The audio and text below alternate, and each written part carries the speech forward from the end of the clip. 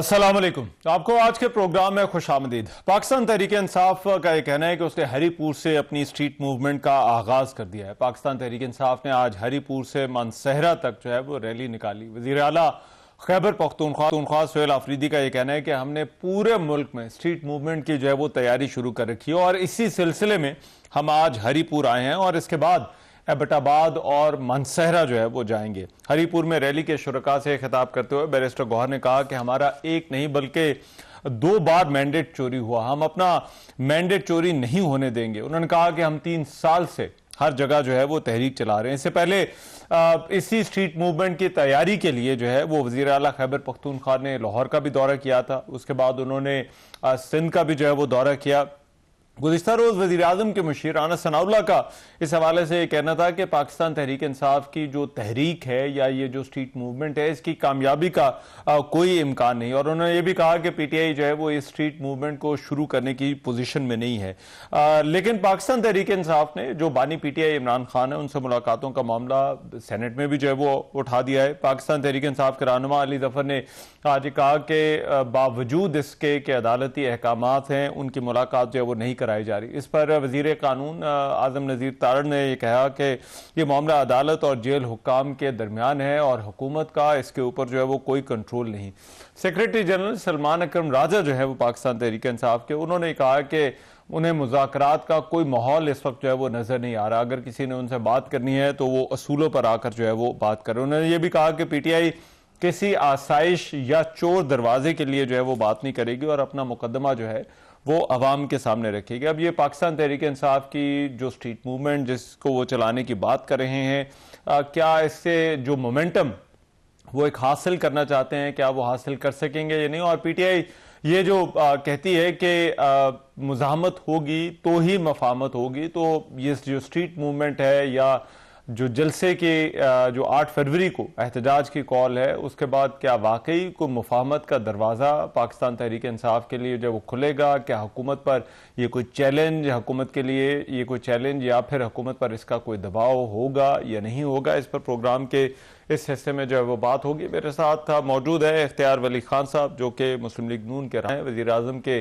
Coordinator भी हैं।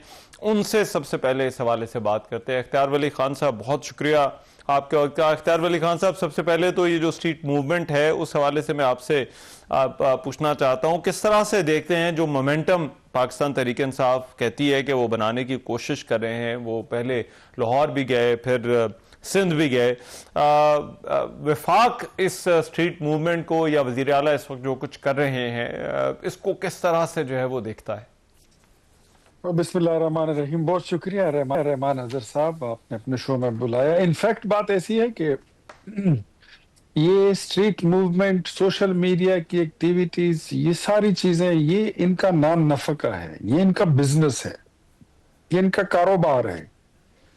खैबर पख्तूनख्वा में कोई काम वाम की तो कोई बात है नहीं, गवर्नेंस नाम की तो कोई चीज है नहीं। अभी वादी तिरा में जो ऑपरेशन शुरू हुआ है उसके लिए तकरीबन कोई 4.5 अरब रुपए इन्होंने मंजूर किए हैं। उसमें मेरी आज और अभी तक की इंफॉर्मेशन के मुताबिक उसमें 1.5 अरब रुपए जो मुतासिरीन है उसमें तकसीम किया गया है। बाकी 3 अरब रुपया जो है वो ये जो फूड स्ट्रीट मूवमेंट है ना, ये इसके लिए रखे गए। ये इनका नाम नफका है, ये इनका बिजनेस है, ये इनका कारोबार है। रियासत के पैसे, सरकारी पैसा, अवाम का पैसा ये रियासत के खिलाफ इस्तेमाल करते हैं। कौम का पैसा कौम के खिलाफ, मुल्क का पैसा मुल्क के खिलाफ इस्तेमाल करते हैं। होगा कुछ भी नहीं। इनफैक्ट ये जितना भी कुछ कर ले तो 126 दिन का धरना जो था, जो टोटली स्पॉन्सर्ड था, टोटली फंडेड था, टोटली फैसिलिटेटेड था। उस वक्त चीफ जस्टिस क्या तो आर्मी चीफ क्या तो मतलब सारे इदारे क्या, मुल्की बैन अल-अक़वामी एस्टेब्लिशमेंट सब मिले हुए थे इनके साथ। अगर हमने 126 दिन तक इनको सस्टेन किया तो अब तो इन तिलों में तेल ही नहीं है। अब ये क्या कर लेंगे? ये खैबर पख्तूनख्वा में आए रोज ये घूम फिर के आके इधर जलसा कर लेते हैं, इससे ज्यादा कुछ कर नहीं सकते हैं। ये क्या करेंगे? करके देख लें। मुतालिबात इनको हमने कह दिया था कि आइए मुज़ाकरात करते हैं। वजीर आजम ने बड़ा संजीदा होके इनको ऑफर किया। अब मुज़ाकरात की टेबल पर आकर पाकिस्तान तहरीक इंसाफ जो है ये फंसेगी, क्योंकि ये मावराए अच्छा। अदालत, मावराए कानून ये मुतालिबा नहीं कर सकते कि आप इमरान खान को छोड़ दें और उनको जाने दें। ये नहीं कह सकते कि वो इनोसेंट हैं।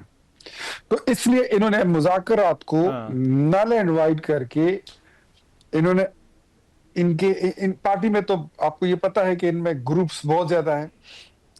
जो मुज़ाकरात के मुखालिफ ग्रुप है उन्होंने अनाउंस कर दिया मुजाहिमत का और स्ट्रीट मूवमेंट। हाँ। हालांकि मैं फिर कहता हूं दैट इज ठीक है। वो फूड स्ट्रीट है, फूड स्ट्रीट मूवमेंट है, वो स्ट्रीट मूवमेंट नहीं है। अच्छा, लेकिन इसमें इख्तियार वली साहब, तहरीक इंसाफ की तरफ से हम एक फिक्रा बार बार सुन रहे हैं और वो कहते हैं कि मज़ाहमत होगी तो मुफाहमत होगी। आपको लगता है ये फार्मूला उनके लिए काम कर सकता है? मुजाहिमत और मुफाहिमत की बात अगर है तो ये तो हमारे दौर में हमने जब इनके खिलाफ हमने किया था तो ये हमारा नारा था, हाँ। To make it very clear and very हाँ। शॉर्टर। आप मुजाहिमत करके क्या अचीव करना चाहते हैं? कि ठीक। कैदी को छोड़ दो? ये तो नहीं होगा, हम्म। ये तो होगा नहीं। दैट इज मतलब वो इम्पॉसिबल बातों में है। और इनमें कोई ये कोई मिशन इम्पॉसिबल के लिए इनमें कोई अभी जो है तो टॉम क्रूज मुझे दिखाई नहीं दे रहा, जिनके पास हाँ। अपना कोई अपोजिशन लीडर नहीं बचा अपनी जमात में। तो ये मिशन इम्पॉसिबल हाँ। को किस तरह पॉसिबल कर सकते हैं? वो हो नहीं सकता, उस पे तो कोई कॉम्प्रोमाइज हो ही अच्छा। नहीं सकती। अदरवाइज आपका सारा अदालती निजाम, एनसीए की सारी कार्रवाई जो लंदन से आई थी, वो सब कुछ नल एंड वाइड, वो सारा एक मतलब आप कहें आप ट्रैश बिन में उसको फेंक रहे हैं। वो तो हो नहीं सकता। अब मुज़ाकरात अगर आपने करने हैं, आप नेक्स्ट इलेक्शन पर कर सकते हैं, इलेक्शन रिफॉर्म्स पर कर सकते हैं, इलेक्शन कमीशन जी। की तैनाती पर कर सकते हैं। ये अपोजिशन लीडर की तैनाती थी, हाँ। हमने जुमेरात का इनके साथ वादा किया था, कल हमने कर दिया। अब आप ये देखें, मैं इस पे बारी मेरी वो है, मैं एक प्रिडिक्शन कह लें, मेरी असेसमेंट कह लें, Imran Khan is not a जी। Consistent person. किसी भी वक्त मुझे महमूद अच्छा। चकजई साहब महीने दो से ज्यादा के अपोजिशन लीडर नहीं लगते हैं। वो कह देंगे इसको फारिग अच्छा। करो। ठीक है। लेकिन ये जो अब एहतजाज की कॉल्स हैं, एक तो ये स्ट्रीट मूवमेंट है, फिर 8 फरवरी को भी एहतजाज की कॉल है। आपको लगता है ये हुकूमत के लिए कोई परेशानी या कोई चैलेंज है? बाहर कुछ भी नहीं होगा। खैबर पख्तूनख्वा में इनकी हुकूमत है, बड़ा कुछ हो सकता है। अड्डे शड्डे बंद कर देंगे, हाँ। बसों वसों को रोक लेंगे, ट्रकों को रोक लेंगे।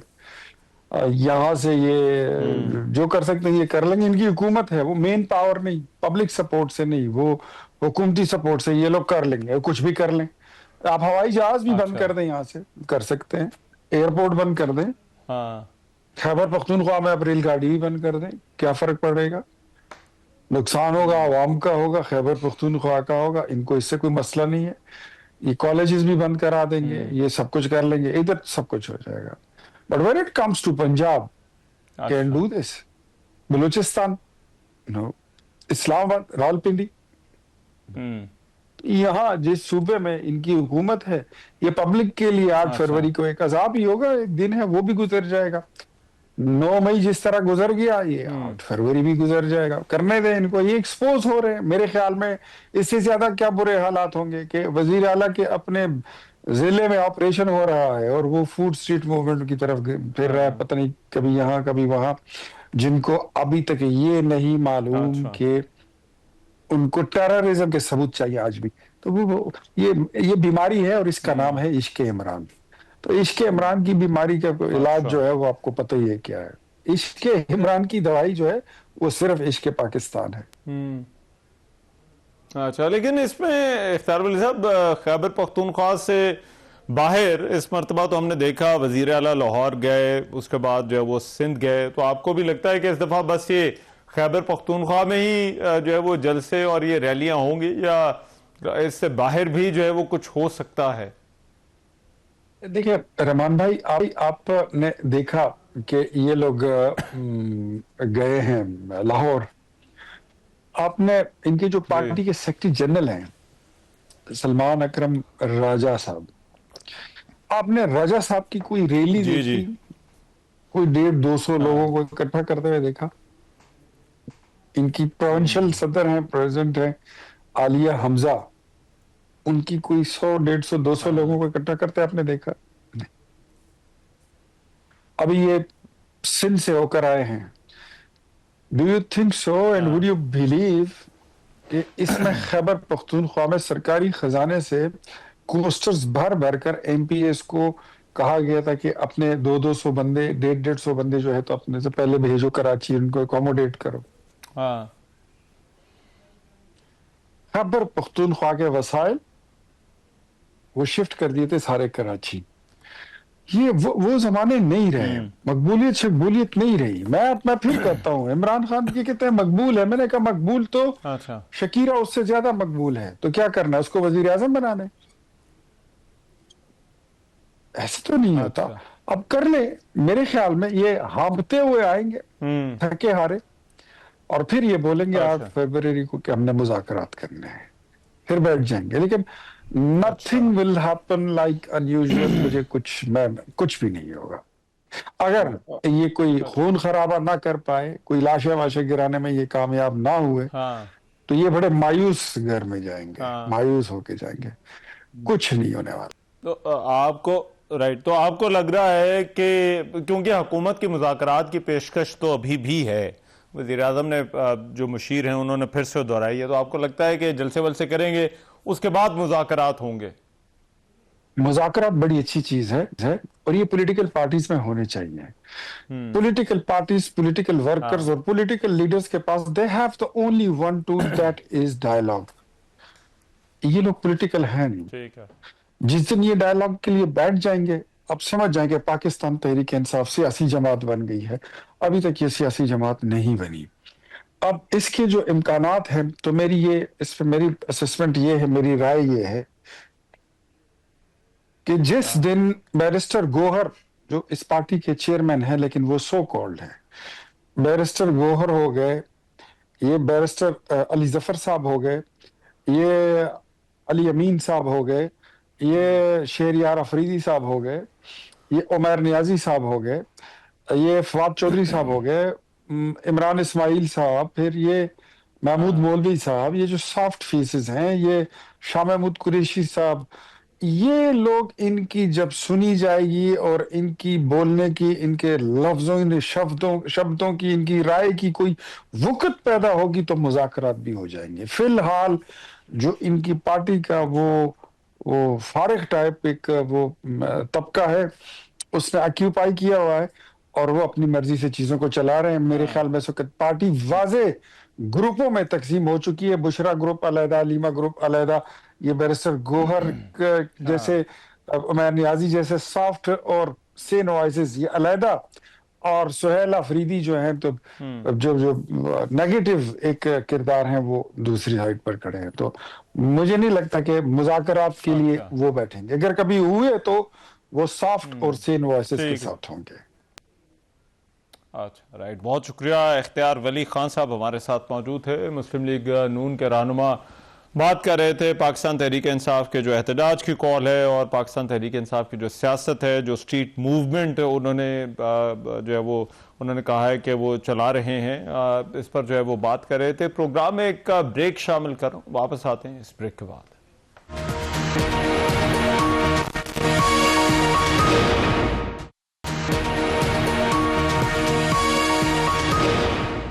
Welcome back after the break. Pakistan Tehreek Insaf की खैबर पख्तूनख्वा में स्ट्रीट मूवमेंट और पीटीआई जो है वो रैली निकाल रही है हरीपुर से मानसहरा तक, और पाकिस्तान तहरीक इंसाफ की जो एहतजाज की कॉल है, वज़ीर आला खैबर पख्तूनख्वा सुहेल आफरीदी, उनका ये कहना है कि इमरान खान ने उनकी जिम्मेदारी लगाई है कि वो वर्कर्स को मोबिलाइज करें। अब ये जो एहतजाज है या रैलियां हैं या स्ट्रीट मूवमेंट है, क्या ये हुकूमत पर कोई दबाव बढ़ा सकेगी या नहीं? इस पर बात करने के लिए शफीउल्लाह जान साहब इस वक्त मेरे साथ मौजूद हैं। मुआविन खसूसी बराए इत्तलात, स्पोक्स पर्सन हैं खैबर पख्तूनख्वा हुकूमत के, वज़ीर आला के। बहुत शुक्रिया शफीउल्लाह जान साहब। शफीउल्लाह जान साहब, सबसे पहले तो मैं आपसे ये जानना चाहता हूँ, तहरीक इंसाफ के मकासद क्या है? ये वर्कर्स को जो मोबिलाइज किया जा रहा है, रैलियां निकाली जा रही हैं, क्या हासिल करना चाहती है पीटीआई इस स्ट्रीट मूवमेंट से? सबसे पहले रहमान साहब आपका शुक्रिया। आज आपने देखा भी होगा कि आज खैबर पख्तूनख्वा में सोहेल आफरीदी साहब स्ट्रीट मूवमेंट को लीड कर रहे हैं। हरीपुर से मानसरा तक आज हमारा एक इस रूट पे स्ट्रीट मूवमेंट था। अभी तक हम मानसरा नहीं पहुंचे, हम सुबह के निकले हुए हैं। जो मिनटों का सफर है वो घंटों में हो रहा है, और जो घंटों का सफर है वो कई कई घंटों में हो रहा है। तो ये जो एक अवामी रिस्पांस है, आपने विजुअल्स देखे होंगे एबटाबाद के, हरीपुर के, मानसरा के, जिस जिस चौक पे हम रुक रहे हैं वहां पे हजारों लोग उमड़ आ रहे हैं सोहेल आफरीदी साहब को सुनने के लिए, सोहेल आफरीदी साहब को देखने के लिए। जो स्ट्रीट मूवमेंट थी वो एक बहुत बड़ी तहरीक इस वक्त बन चुकी है। इससे पहले आपने देखा होगा सिंध में जिस तरीके से एक कराची का शो आपने देखा होगा, हैदराबाद का, जाम शोरों का, पंजाब में जो हमने अपने मकासद हासिल किए। तो ये जो एक खान साहब की जिम्मेदारी जो सोहेल आफरीदी साहब को दी गई है वो एक बहुत बड़ी तहरीक की शक्ल इख्तियार कर रही है। अब आप इस वक्त खैबर पख्तूनख्वा में जो विजुअल्स है, जो जो जो अवाम का रिस्पॉन्स है, जो जुनून है, जो जज्बात है, जो कमिटमेंट है, और वो देखने के काबिल है। गाड़ियों जो लोग जिस तरीके से सोहेल आफरीदी साहब को वेलकम कर रहे हैं, जिस तरीके से सोहेल आफरीदी की जानिब वो देख रहे हैं, इस वक्त वो उम्मीद के किरण बन चुके हैं। हम कंप्लीटली बिल्कुल इस वक्त खैबर पख्तूनख्वा तैयार है। सिंध का हमारा टूर हो चुका है, हमने दोबारा पंजाब जाना है, इंटीरियर सिंध जाना है। ये स्ट्रीट मूवमेंट है, इसको लीड करना है। और यही स्ट्रीट मूवमेंट थी जिसकी वजह से पंजाब हुकूमत और सिंध हुकूमत बौखलाहट का शिकार हुई। आज के मनाजिर आपने एबटाबाद में देखे लेकिन होंगे। एक वो सवाल हर मर्तबा पाकिस्तान तहरीक इंसाफ के जो एहतजाज है उससे जुड़ा होता है कि खैबर पख्तूनख्वा में पीटीआई की अपनी हुकूमत है, अच्छे पावर शोज हो जाते हैं, लेकिन खैबर पख्तूनख्वा से बाहर क्या पावर शो हो सकेगा या नहीं हो सकेगा, ये अहम सवाल जो है वो रहता है। तो इस मर्तबा आपको लगता है मामलात मुख्तलिफ हैं? रहमान साहब आपने देखा होगा जब हम लाहौर गए तो वो पावर शो से इतना डर रहे थे। वो लोगों की जो इमरान खान साहब से कमिटमेंट है, जो लोगों का जो लाहौर की फिजा पे इमरान खान साहब राज कर रहे हैं, उस खौफ से उन्होंने लाहौर में कर्फ्यू लगा दिया था। और पहली दफा लाहौर में लाहौर के लोगों ने कर्फ्यू देखा। फिर आपने ये भी देखा कि हमारे जाने से पहले वहां पे रेड्स हुए, 1100 लोगों को गिरफ्तार किया गया। जहां पे हमारी गाड़ी जाती थी वहां के साइड्स के मार्केट बंद कर दिए जाते थे, कर्फ्यू लग जाता था, प्रिजन वैन आ जाते थे, लोगों को उठाया जाता था, एफआईआर, जेलें, हवालात, ये सारी चीजें आपने पंजाब में देखी। लेकिन पंजाब की आवाम ने जो हमें मोहब्बत थी, जो अवामी प्यार हम लेके आए, वो देखने के वो काबिल दीद था। लेकिन उसके साथ साथ हम सरकारी नफरत भी बदकिस्मती से लाए। फिर आपने कराची में देखा होगा कि बागे जना की जो कॉल थी, बागे जना पूरा भर गया था, हजारों लोग वहां पे मौजूद थे। हमें एनओसी देने में भी काफी टाइम लगाया। नासिर हुसैन शाह साहब ने कमिट किया कि जी हमने आपको एनओसी हम आपको देंगे, लेकिन वो हमें रिटर्न नहीं दे रहे थे। और एनओसी देते देते उन्होंने हमें शाम को एनओसी दी और अगले सुबह 2 बजे हमारा जलसा था। फिर आपने वो मनाजिर भी देख लिए कि कराची की कमेंट में, हैदराबाद के जाम शोरों के मनाजिर भी आपने देख लिए। फिर वो प्रेशर जो था वो पीपल्स पार्टी बर्दाश्त नहीं कर सकी और वो भी बुखलाहट का शिकार हो गई है। इस टाइम एक ही पार्टी है पूरे पाकिस्तान में, एक ही लीडर है, वो इमरान खान है। हर चौक पे पाकिस्तान के, हर चौराहे पे, हर गली में सिर्फ इमरान खान जिंदाबाद के नारे लग रहे हैं और स्ट्रीट मूवमेंट को सोहेल आफरीदी साहब लीड कर रहे हैं। लेकिन शफी भाई, असल चीज वहां पर जो पार्टी जो खैबर पख्तूनख्वा के बाहर मैं पूछना चाह रहा हूँ, लाहौर है, जो पंजाब है, सिंध है, बलूचिस्तान है, असल में वहां पर जो वहां की तंजीमें हैं, वजीर आला तो वहां पर गए हैं, वजीर आला गए वहां पर, वर्कर्स इकट्ठे हो गए, वो वजीर आला के लिए इकट्ठे हुए। जो तंजीमें हैं, क्या आपको लगता है वो वर्कर्स को जो है वो निकाल सकेंगी या नहीं? क्योंकि हर मरतबा जब ये बात होती है उनकी तरफ से ये जवाब दिया जाता है, देखें जी पकड़ धकड़ इतनी हो रही है कि निकला ही नहीं जा सकता। देखिए, ये जो स्ट्रीट मूवमेंट की जो कॉल खान साहब की थी वो इसी के तनाजुर में दी गई थी कि जिस तरीके से जितना जुल्म पंजाब में हो रहा है, जो फॉर्म 47 की हुकूमत है, जिस तरीके से उन्होंने दबाव में लोगों को रखा हुआ है, वहां पे पाकिस्तान तहरीक इंसाफ का झंडा आप नहीं लहरा सकते, पाकिस्तान तहरीक इंसाफ का पोस्टर, इमरान खान साहब का पोस्टर आप नहीं लगा सकते।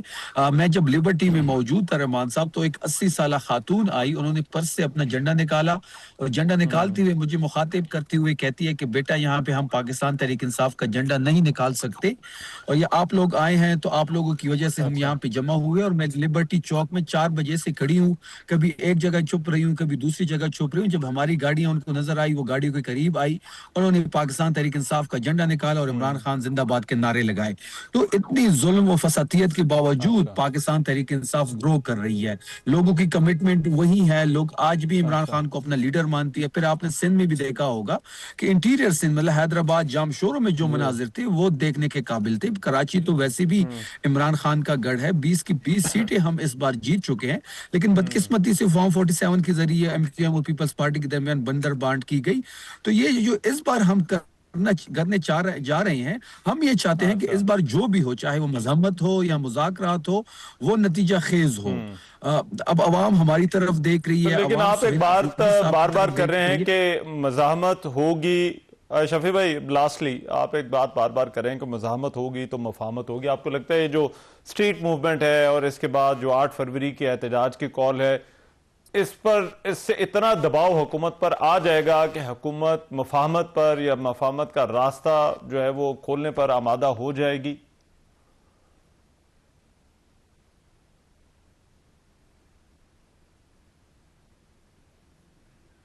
देखिए, जहां तक प्रेशर की बात है, मेरी आवाज आपको आ रही? जी जी जी, आ रही है जी, आप कीजिए बात। रहमान साहब, मेरी आवाज आपको आ रही है? देखिए, जहां तक प्रेशर की बात है, तो आपने देख लिया कि हमने अपनी पहला जो कामयाबी थी, वो अपोजिशन लीडर का जो नोटिफिकेशन था, वो स्ट्रीट मूवमेंट की जो हमारा प्रेशर था, जो उन पे डेवलप हुआ है, जो इन्होंने लाहौर के मनाजिर देखे, जो सिंध के मनाजिर देखे, जो खैबर पख्तूनख्वा के मनाजिर उन्होंने देखे, तो यही प्रेशर था जिससे हमने पहली कामयाबी हासिल की।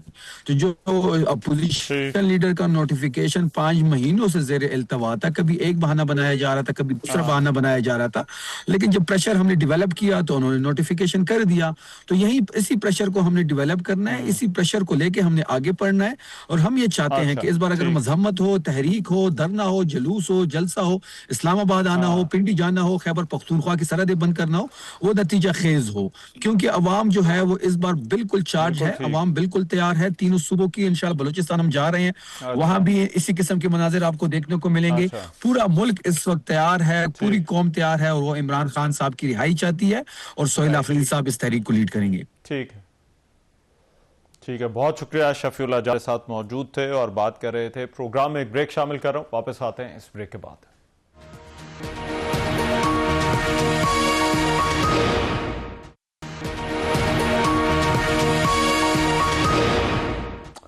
Welcome back after the break. बिजली की तकसीमकार कंपनियों की जो कारकर्दगी है, उसने माली साल 2024-25 के दौरान पाकिस्तान के सर्कुलर डेब्ट में तकरीबन 397 अरब रुपए का जो है वो मजीद इजाफा कर दिया है। ये जो इंकशाफ है वो नेपरा की state of the industry report 2025 में जो है वो किया गया है। नेपरा की रिपोर्ट में यह भी खबरदार किया गया है कि बिजली के शोबे में नाअहली अब टैरिफ निज़ाम का हिस्सा बन चुकी है, और इसके जो नुकसानात हैं वो बाकायदगी से बिजली के नरखों में शामिल करके सारफीन पर जो है वो डाल दिए जाते हैं। रिपोर्ट के मुताबिक डिस्कोज जो हैं वो अपनी कारकर्दगी बेहतर बनाने में नाकाम रही हैं। आमदन और वसूलियों के दरमियान जो है वो एक खला है, अरबों रुपए का खला है, और रिपोर्ट के मुताबिक जो बिजली चोरी है वो सीधा तरसीली निज़ाम है, नाकिस देखभाल है।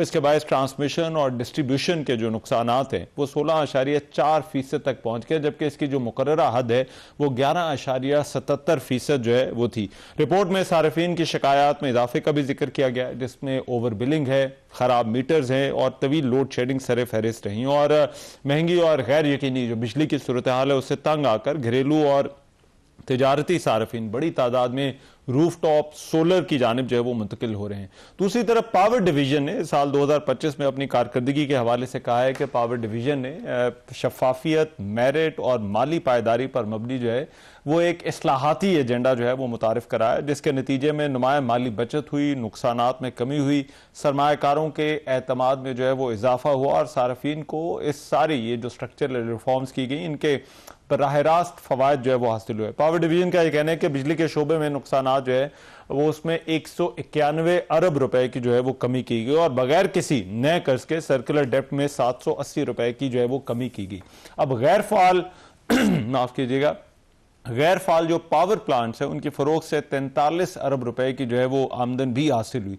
फिर स्मार्ट मीटर्स की कीमतों में जो है वो 40% कमी की गई, जिससे उनकी जो तनसीब का अमल है वो भी बेहतर हुआ। खरीदारी के जो तमाम मराहिल हैं उनको ऑनलाइन किया गया और अवामी बनाने का निज़ाम भी जो है वो मुतारफ कराया गया। पावर डिवीजन का यह भी कहना है कि सारिफ दोस्त इक़दाम किए गए, जिनमें खुद मीटर रीडिंग और मौसर शिकायती निज़ाम के जरिए जो है वो सारिफिन के हकूक का तहफ़्फ़ुज़ भी किया गया।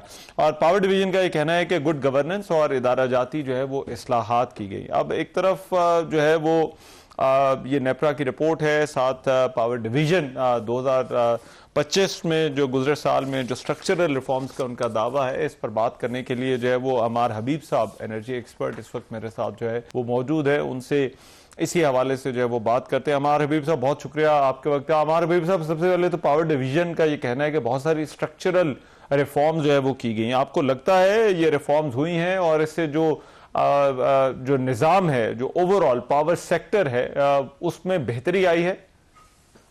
देखें, स्ट्रक्चरल रिफॉर्म्स बिल्कुल पावर डिवीजन ने करें और बहुत सारे करें, और मोर इम्पोर्टेंटली समझने की ज़रूरत है कि इंफ्रास्ट्रक्चर या पावर एक ऐसी चीज़ होती है जिसमें आप कोई भी चीज़ ओवरनाइट नहीं कर सकते, थोड़ा टाइम लगता है इन चीज़ों में, और वो प्रोसेस जो है वो शुरू हो गया है। जहाँ तक बात है कि थी what needs to be done, क्या करना चाहिए, हमारे पास we are lucky Pakistan in a way कि we have surplus power right now, यानी कि हमारे पास ज्यादती है पावर की और डिमांड नहीं है। तो हमें सबसे पहले डिमांड जनरेट करनी है, जिसका मतलब है कि हम इंडस्ट्रियलाइजेशन और ये सारा जो प्रोसेस है जिसमें बिजली ज़्यादा इस्तेमाल हो, वो हमें जो है प्रोसेस उसको एक किक स्टार्ट करने की ज़रूरत है। तो उस पर ऑलरेडी काम चल रहा है, मुख्तलिफ पैकेज बन रहे हैं। अभी इंक्रीमेंटल कंजम्पशन का पैकेज पावर डिवीजन ने जो है वो डिज़ाइन करा है। इसके अलावा और भी पैकेजेस जो वो आ रहे हैं, जिससे कम से कम ये होगा कि जो भी एडिशनल पावर इस्तेमाल करेंगे लोग, वो बेहतर रेट पे होगी और उसे एक इंडस्ट्रियल ग्रोथ जो है वो हम ड्राइव कर सकेंगे। सबसे पहली चीज ये। दूसरी चीज जो एक क्रिटिकल इश्यू हमेशा से रहा है वो है जनाब प्रोटेक्टेड कंज्यूमर्स का या सब्सिडीज का। हो ये रहा है कि पिछले कोई 4 से 5 साल में सोलर की वजह से बहुत सारे जो हाउस होल्ड हैं वो प्रोटेक्टेड कैटेगरी में आ गए। प्रोटेक्टेड कैटेगरी का रेट कम होता है, और जरूरी नहीं कि वो प्रोटेक्टेड कैटेगरी में हो, वो हो सकता है वो अच्छा खासा अमीर घराने हो, मगर फिर भी प्रोटेक्टेड कैटेगरी में आ रहा है, उनको सब्सिडी मिल रही है। तो सबसे पहले जो ये चीज है वो ये चेंज करने की जरूरत है कि जो प्रोटेक्टेड की जो कैटेगरी है उसको हम बिल्कुल खत्म कर दें, और जो वो घराने हैं जिनको एक्चुअली सपोर्ट की जरूरत है उनको या तो BISP के प्रोग्राम के थ्रू या किसी और स्ट्रक्चर के थ्रू जो है वो सब्सिडीज हम वहां पे ट्रांसफर करें, बजाय इसके कि एक फ्लैट जो है यूनिट बेसिस पे हम जो है प्रोटेक्टेड कैटेगरी बना कर रखें। और तीसरी चीज जो मैं बोलूंगा, जो थेफ्ट का जो इशू है कुछ डिस्कोज में, जहां पे रिकवरी रेट बहुत कम है, जहां पे लाइन लॉसेस बहुत ज्यादा है, उन चीजों को मैनेज करने की जो है वो शिद्दत से जरूरत है, क्योंकि जब तक थेफ्ट मैनेज नहीं होगी ये चीज हम जो है जो सर्कुलर डेट है अपना वो कंट्रोल नहीं कर पाएंगे, जो लॉसेस हैं सेक्टर के वो कंट्रोल नहीं कर पाएंगे। लेकिन अमार साहब, इसमें जो नेपरा की जो state of the industry report है उसमें डिस्कोज और इनकी परफॉर्मेंस के हवाले से जो बात की गई है, और इन्होंने जो 397 अरब रुपया कंट्रीब्यूट किया पाकिस्तान के सर्कुलर डेप्ट में, डिस्कोज की जो परफॉर्मेंस है यहाँ पर इनएफिशिएंसी की आपको वजह क्या नजर आती है? देखिए, वो इनएफिशिएंसी जो है, एक तो सारे स्टेट ओन्ड है, विद द एक्सेप्शन ऑफ के इलेक्ट्रिक, डिस्कोज जो है वो सारे पब्लिक सेक्टर में ऑपरेट करते हैं, और एम्प्लॉयमेंट बहुत ज़्यादा उसमें है, बहुत ज़्यादा अखराजात हैं, और वो एफिशिएंसी नहीं है। फॉर एग्जांपल अगर आप उसी रिपोर्ट में देखें, बहुत सारे डिस्कोज ऐसे हैं जहाँ पे पेंडिंग कनेक्शंस हैं, जो डिस्को है वो उसका टारगेट ही नहीं है कि वो अपना रेवेन्यू इंक्रीज करे या किसी भी तरह अपनी एक्टिविटी इंक्रीज करे, तो उसको कोई इंसेंटिव ही नहीं है कि वो जाके नए कनेक्शन लेकर आए या नए पैकेजेस बनाए या वो नए प्रोग्राम बनाए जिसके थ्रू वो सेल कर सके। आप एक चैनल चला रहे हैं, चैनल में आप 10 तरीके करते हैं कि जी कौन सा शो होना चाहिए, किस वक्त कैसा शो चलना चाहिए, कौन सा ऐड कब लगना चाहिए, ये सब प्लानिंग करते हैं। ऐसी प्लानिंग वहां पे कोई नहीं कर रहा होता कि जी हम एडिशनल बिजली किस तरह बेचें और किसको भेजें। अगर कोई लगाने के लिए भी आता है, लेट्स से कहता है कि मुझे कनेक्शन चाहिए, उससे आप जो है 10 जो है उसको टाइम देते हैं, 10 किस्म के डिलेज होते हैं उसके पास, और फिर वो करप्शन के थ्रू भी जो है बहुत सारे बैक हैंड डीलिंग्स होती हैं। तो ये सब चीजें प्राइवेटाइजेशन के through, through better management practice, through better governance, ये चीजें रिजॉल्व हो सकती हैं। So much so in certain cases privatisation भी किसी हद तक इस चीज को रिजॉल्व नहीं कर पाती है कि अगर गवर्नेंस का जो निजाम है वो बेहतर ना हो। एक और मैं ये बात बोलूंगा जो इंपॉर्टेंट चीज है, वो हमारे यहाँ जो चीज है वो है यूनिफॉर्म टैरिफ, कि पूरे मुल्क में एक ही बिजली का टैरिफ है। तो जिस डिस्को की जैसी भी परफॉर्मेंस हो, टैरिफ वो जो है वो सबको एक ही मिलता है। उससे होता ही है कि जो अच्छे कस्टमर हैं वो बुरे कस्टमर्स का जो है वो बोझ उठा रहे होते हैं। इस चीज को मैनेज करने की जरूरत है, ये आइडेंटिफाई करने की जरूरत है, क्योंकि चोरियां कहाँ पे हैं ये एग्जैक्टली पता है। चोरियां कहाँ पे, कौन से फीडर पे कितनी चोरी होती है, कौन से इलाके में कितनी चोरी होती है, exact down to the last unit data मौजूद है। इस चीज को रिजॉल्व करने की जरूरत है before we can fix anything else, क्योंकि ये एक गवर्नेंस का इशू है and this goes beyond power sector. चोरी जो है is not a power sector issue, चोरी is more of a law and regulatory and everything else issue.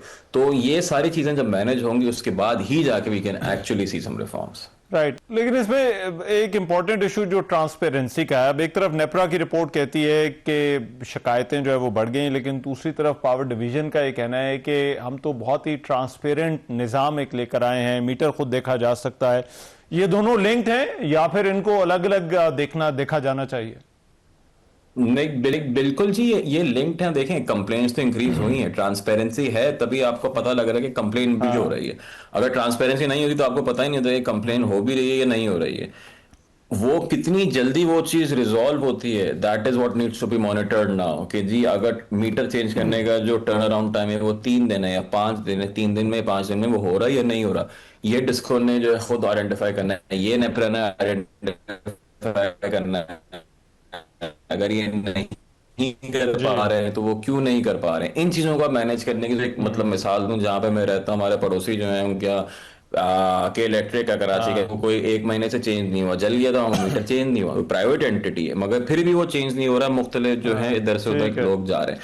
अगर कोई रिस्पॉन्सिबल एंटिटी हो, वो कुछ भी हो, तो वो फौरन ही 3 से 4 दिन में इस चीज को चेंज करे, या रेगुलेटर प्रॉपर्ली इस पे काम कर रहा, बोले कि जी अगर इस दिन कंप्लेंट रजिस्टर हुई थी और मीटर 1 महीने तक रिजॉल्व नहीं हुआ तो वो चीज क्यों नहीं रिजॉल्व हुई, उसको फौरन रिजॉल्व होना चाहिए, उसको 3 दिन में रिजॉल्व होना चाहिए। So this is where the regulator comes into play as well. Regulator के नॉट जस्ट से कि जी ये नहीं हो रहा, तो अगर नहीं हो रहा तो आपने क्या किया है इसको बेहतर करने के लिए, अगर ये चीज नहीं हो रही। राइट और एक इशू जो हमारी प्रोडक्शन और यूटिलाइजेशन से जुड़ा है वो नेट मीटरिंग और सोलर्स का है। आपके ख्याल में यहाँ पर आगे क्या डायरेक्शन क्या होनी चाहिए? लेकिन नेट मीटरिंग, सोलर तो बहुत अच्छी चीज है, हमें जितनी सोलर मिल रही है इसमें तो कोई बुराई नहीं है। हाँ, मगर ये जरूर है कि नेट मीटरिंग की जो पॉलिसी है, वो जो इकोनॉमिक रियलिटी है उसको रिफ्लेक्ट करना जरूरी है। सुबह के वक्त जो है, मैं आपको बताऊं, सुबह 7 बजे से लेकर दोपहर 2 बजे तक जो मार्जिनल कॉस्ट है एनर्जी की, जो कॉस्ट जिस पे हमें पावर मिलती है, वो है तकरीबन 7.5 से 8 रुपए। अगर 7.5 से 8 रुपए की उस वक्त अवेलेबल है पावर किसी और पावर प्लांट से, तो मैं एक सोलर वाले से नेट मीटरिंग के थ्रू 20 रुपए या 22 रुपए या 25 रुपए की क्यों लो? ठीक है, आप क्यों जो है हुकूमत जो है किसी से महंगी बिजली ले जब उसको 7-7.5 रुपए की सस्ती बिजली अवेलेबल है। हमारे यहाँ मेंटली जो कॉन्सेप्ट है वो बहुत पुराना बैठा हुआ है, आज से 10-15 साल 20-25 साल पहले का, कि एक जो है एक ही रेट होगा पूरे दिन का, जबकि ऐसा नहीं होना चाहिए। दुनिया में ये चीज तब्दील हो रही है, सुबह के वक्त अब रेट कम हो गए, रात में थोड़ा ज्यादा हो गए, मिडनाइट के बाद फिर से कम हो जाते हैं। तो इस पे भी काम हो रहा है पावर डिवीजन ने, और इस सिर्फ की तरफ भी जब जा रहे हैं कि एक दिन में जो मुख्तलिफ टाइम पीरियड्स हैं उसमें क्या क्या डिफरेंट रेट हो सकते हैं, ताकि लोग अपनी जो कंजम्पशन है अपनी जो वो उसको उसी हिसाब से मैनेज करें। ठीक है, राइट, बहुत शुक्रिया। अमार हबीब हमारे साथ मौजूद थे और बात कर रहे थे। प्रोग्राम में एक ब्रेक, वापस आते हैं इस ब्रेक के बाद।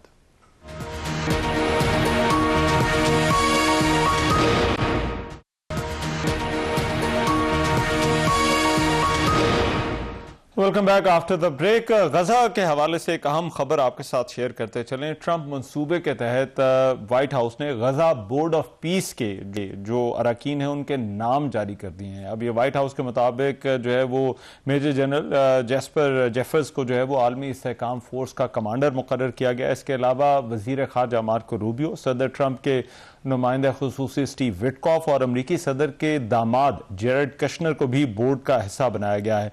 इसके अलावा बरतानिया के जो साबिक वजीर आजम हैं टोनी ब्लेयर, वो इसमें शामिल है। मार्क रोवन, अजय बंगा और रॉबर्ट गैब्रियल भी बोर्ड ऑफ पीस के अरकान हैं। लेकिन इसके साथ ही अमरीकी सदर डोनाल्ड ट्रंप ने जो है वो मिस्र के सदर अल सीसी को और तुर्क सदर रजब तैयब एर्दोगान को भी खत लिखा है।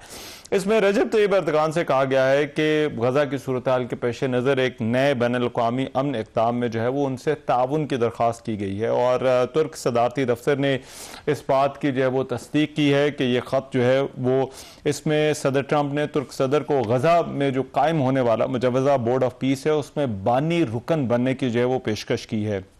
ये जो मंसूबा है गजा अमन बोर्ड का, इससे पहले जो है वो इसका ऐलान किया जा चुका था। अमरीकी सदर ट्रंप की निगरानी में जो है वो उनका ये कहना था कि बोर्ड ऑफ पीस जो है वो काम करेगा, गजा में इस वक्त जो सूरत हाल है उसकी जो है वो निगरानी करेगा और इसकी जो सदारत होगी वो अमरीकी सदर डोनाल्ड ट्रंप के पास होगी। लेकिन इससे पहले जो है वो पाकिस्तान और दीगर जो मुसलमान ममालिक थे उन्होंने जो फ़लस्तीनी टेक्नोक्रेट बॉडी थी उसके क़याम का भी जो है वो खैर मकदम किया था और पाकिस्तान ने दीगर ममालिक के साथ मिलकर जो है वो एक बयान भी जारी किया गया था जिसमें यह कहा गया था कि गजा का इंतजाम संभालने के लिए कायम करदा जो कौमी कमेटी है वो अमन मुआहदे के दूसरे मरहले में जो है वो मरकजी किरदार अदा करेगी। लेकिन बहरहाल ये बोर्ड अब बनाया है, क्या ये गजा में स्टेबिलिटी और जिस हालात की बेहतरी की बात की जा रही थी क्या वो ला सकेगा या नहीं, इस पर पहले ही बहुत सारे सवालात हैं और इसमें फ़लस्तीनी नुमाइंदगी से मुताल्लिक़ जो है वो बहुत सारे मामलात हैं जिनके ऊपर जो है वो एतराज़ात, ख़दशात और तहफ़्फ़ुज़ात का इजहार भी किया जा रहा है। आज के प्रोग्राम में मेज़बान रहमान नज़र को इजाज़त दीजिए। अल्लाह ने के बाद।